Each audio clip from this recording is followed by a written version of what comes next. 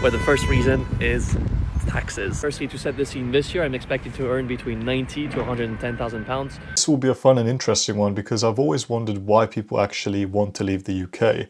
Now, despite the bad weather, the excessively rude people at times, and the extortionate house prices, the UK, in my opinion, is really not that bad of a country. In my opinion, it's one of the best countries you can actually be in to build long-term wealth. It's got the best tax-advantaged accounts, in my own opinion, again, that you can utilize and really take advantage of to actually make a good life for yourself in the future. With time and consistency, of course. However, let's see why these people are so eager to leave the UK, and also comment down below if you agree with them or not. If you're new here, my friends, hello, my name is Vic. I'm a registered nurse and certified life coach turned personal finance strategist. And on this channel, I help ambitious men get smarter with their money, understand the psychology of investing, and help them learn and educate them about building long-term wealth. Of course, this is not financial or investment advice in any way, and is purely for educational purposes only. Let's begin. Please subscribe and share. In April this year, I'll be leaving the UK. I'm starting a series on reasons why I'm leaving the UK. So every episode will be focused on another reason. This is episode 1, where the first reason is taxes. Firstly, to set the scene, this year I'm expected to earn between 90 to 110,000 pounds.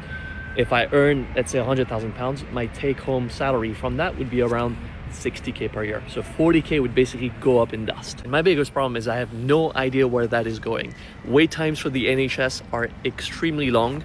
I've personally never been to a GP. I've been to a GP once in the 7 years that I've been in the UK. Doesn't mean that the NHS doesn't serve a purpose. I know that it's good to have it when you eventually need it, but so far I just haven't gotten my money's worth when it comes to that. Public services are absolutely shit. There's dog shit everywhere. I just don't know where my money is going is the problem. You guys can see I was a tiny bit confused there about that tax situation, which we're going to look in a very short second. But leaving a country because of dog shit stuff like this, I mean, fair enough, he's not entirely wrong. Public services, I can't say, are the best in the UK. But the thing he's saying about taxes is not right. Many people have this misconception that because you're a higher rate taxpayer, you pay 40%, and they think it's 40% of the whole amount you actually earn in the year on your salary, and that's just not the case. But this is how much roughly he would actually have if his salary is actually 100,000. It would not be 65,000 pounds. These are the actual UK tax brackets for 2025, 2026. As you can see, my friends, it's not 40% on the whole 100,000. This is what he actually would have, and I know it's not too far off 65,000, but remember, this is a 100,000 pound salary. If it was 110,000, it would be a lot more. Of course, I got ChatGPT to calculate for me because I'm not an accountant. And while I do agree in UK the taxes are crazy, you have to remember, my friends, we do have free healthcare. That is a substantial bonus. Plus you can buy your own private insurance for a reasonable price compared to America anyway. And this is in my own opinion. Do have sort of the best of both worlds here. And I know the waiting times and everything because I literally work for the NHS, so I know exactly how it is. But genuinely, the care that we actually give is top standard. The problem is the waiting times. Let's read some of the comments. Minders say, I left UK in December, moved to Doha, doubled my salary, tax-free, amazing services and quality of life, amazing apartment by the sea, super clean and safe. Life is good. The reminders, I'm happy for you, mate. A lot of people here in the UK is thinking like, oh, I could double my salary, I could double my income. My friend, it literally does not matter if you quadruple your income.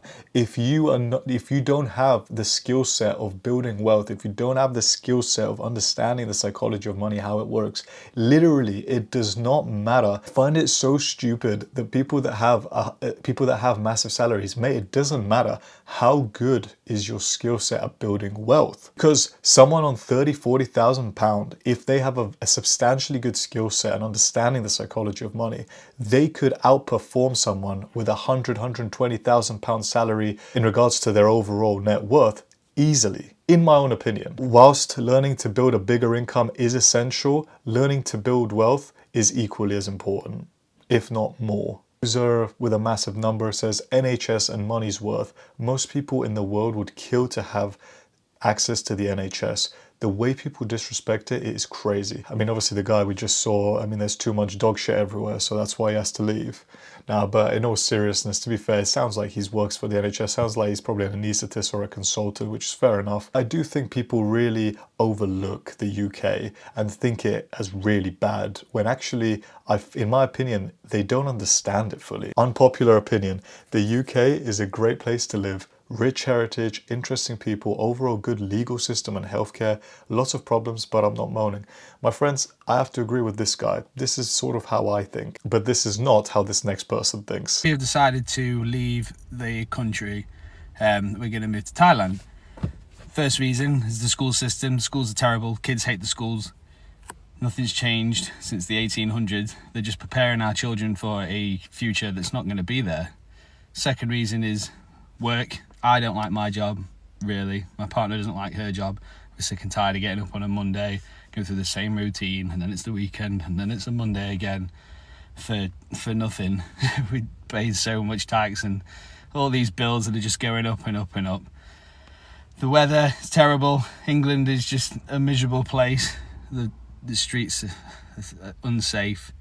We're just tired. So we've got Instagram going, we've got YouTube going, we've got TikTok going. We're going to try and raise as much money as we can before we go, and hopefully be gone in November. So follow us through our journey. We're going to sell the house, we're going to sell everything we own. Now, I get why going to Thailand may be a bit better, because the low cost of living there is really attractive, and even like £1,000 can get you really far. And the school systems, in my opinion, everywhere around the world, not just the UK, aren't that good, because no schools teach you about money. So respectfully to this guy, my friend, you're saying that the school system's failed, but it's easy to point the finger of blame to someone else instead of pointing it at yourself and being like, actually, I could teach my kids about money. I could teach my kids about wielding wealth and building a better future for them. Because there are definitely ways to do this, especially in the UK. Because in my opinion, again, UK is an incredible country to build long-term wealth. You've got access to a substantial amount of assets that you would not have, definitely not have in Thailand, like such as limited access to global markets. Respectfully to this guy, my friend, if you don't like your job, why do you think swapping countries will make a difference? It'll be a very similar job. If you don't like your job, you upgrade. It doesn't sound like the issues of this guy will be solved by moving to countries. It sounds like they'll be solved by him actually working on himself. If you disagree with me, by all means, my friend, please comment down below. Let's have a discussion about it, because I'd love to hear your thoughts. Now let's move on to another guy that has also moved to Thailand because he hates the UK.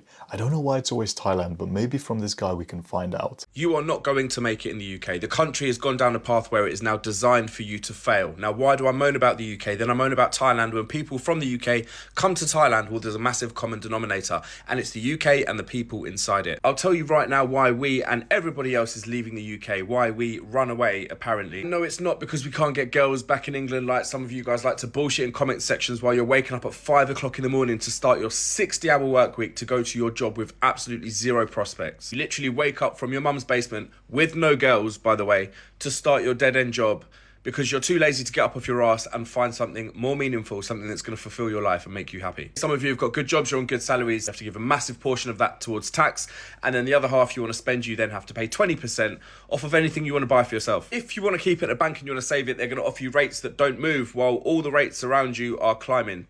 Just make that make sense. Entry onto a property ladder, the education system, going through university fees makes it totally impossible for a young, ambitious person like me to succeed. Since being in Thailand for 2 years, I've achieved more than I've achieved in my whole life, and I'm over 30 years old. Doors have opened, which I never thought would be possible for me. I'm at the point where I can now accept or reject certain things that I do and I don't want to do. And people very commonly like to say, well, you just left the UK because you couldn't make anything of yourself. You're absolutely fucking right.